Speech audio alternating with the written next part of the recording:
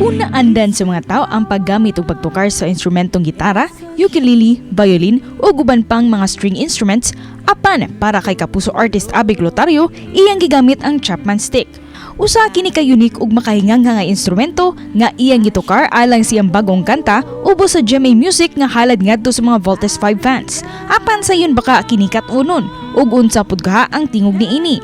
Kanaguban pa atong sayran pinaagi sa atong pagpakiginabi kang Abby. Chichi no kage. Maayong buntag, maupayhan aga, Abby, at welcome dito sa GMA Regional TV Live. Kindly greet all our kapuso with a song number.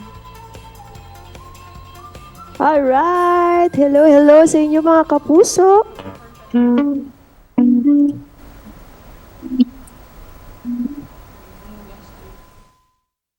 Maayong buntag, maupayhan aga, maayong buntag. Maupayhan aga, maayong buntag sa inyong tanan.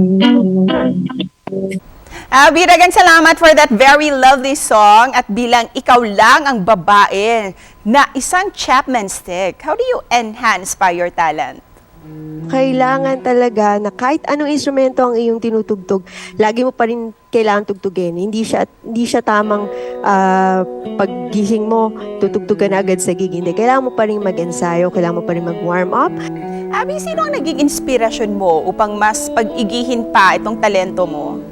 Una-una na rin dito yung inventor, no? Actually, ano na siya very old na siya, tapos namatay na siya nung 2021, no? Si Emmett Chapman. Kaya ang tawag sa kanya ay Chapman stick. Ipinangalan dun sa inventor, no?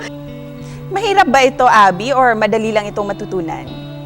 Siguro sa mga ibang interviews ko na tinatanong din yan kasi very curious sila sa Chapman stick.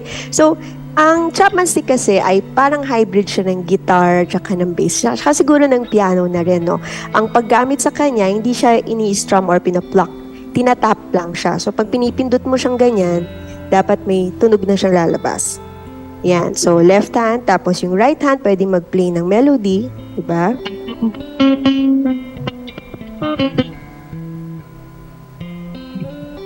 Yan. So, kung sa pagdating sa mga notes, pareho lang naman siya nung other western Abby, what makes it different from other string instruments at bakit ninyo ito pinili na instrument? Why not the guitar and others?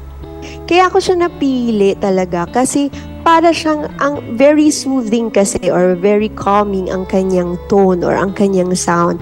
And we heard you sing different musical genres, but which genre are you most comfortable at talagang nakakapag-express ka ng iyong sarili?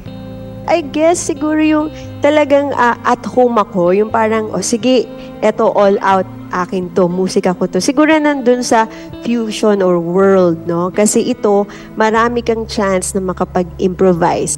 And because you are so talented, we heard na may bago ka na namang single at napaka-interesting ng title. Can you share this to us, Abby?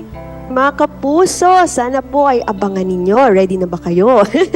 Ito ay marirelease pa sa July 7. So ayan, meron kayong time para paghandaan ang aking susunod na single under Alt G Records, ang Chichi wo Motomete. Alam niyo ba yun? Ito ay salitang Japanese kasi ito yung closing or ending theme song ng Voltes 5. And lastly, Abby, what's your message para sa mga kapuso natin? Okay, mga kapuso, wag po kayo laging mawawalan ng pag-asa. Alam po natin na minsan, lagi tayong feeling natin nasa baba, di ba? Laging bagsak, laging malungkot. Pero at the end of the day, pagising natin sa umaga, unang-unang papasalamatan mo, ay, buhay pa pala ako.